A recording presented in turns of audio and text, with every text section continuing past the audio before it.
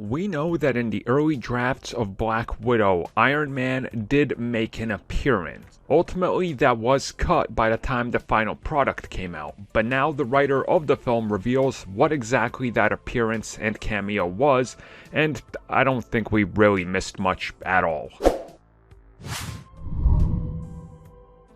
So this comes in a recent segment thanks to Phase Zero, where they talked to Eric Pearson, who wrote Black Widow, and he told them that it's pretty much everything we speculated it would be. Essentially, the film originally started, or at least one of the early drafts, with the end moment of Civil War, where Tony and Natasha are standing there, and they're talking, and then Natasha takes off and she goes on the run. She had a little bit of a head start. And that's exactly what the cameo was. That's it.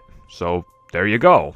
And as far as they said, it would have been, that scene that we saw, like the same scene, and then her walking away from him, a new take, but it didn't necessarily mean it's Robert Downey Jr. Could have just been the back of anybody's random head, and there you go. So there would have been no additional real anything of substantial use that involves Tony Stark other than, hey look, you have that deleted scene or an alternative take of that deleted scene, and then we cheesed our way in there and she walked away longer from a different take.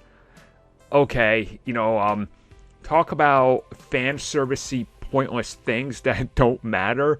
This seems like pointless fan servicey things that would just be there that feel so forced and so in your face that you almost feel so disappointed. It's like disgusting to watch her. Like, we get it. We get it. She's on the run after Civil War. Yes, he died. You needed that in your commercial. Like, do you guys get what I'm saying? It feels pointless. Like, that whole scene would have been just 100% pointless. And the way the film starts already is perfect because we hear the reports and everything and what's happening. It's like, oh, she's on the run after the flashback. Okay, we get it.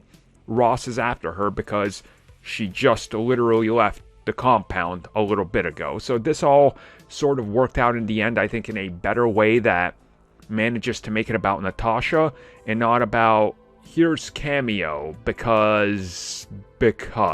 And at some point, you have to move on past Tony Stark and past that being a thing that they constantly have to go back to. So yeah, I'm glad they didn't put that in there. It just doesn't feel like it needed to be in there. It would have been like, what if at the end of the movie she's suddenly landing and then we see the back of Captain America because she's standing there ready to attack with him. We get it. It's a prequel. We get it. But at least we found out how she gets the vest. That was important.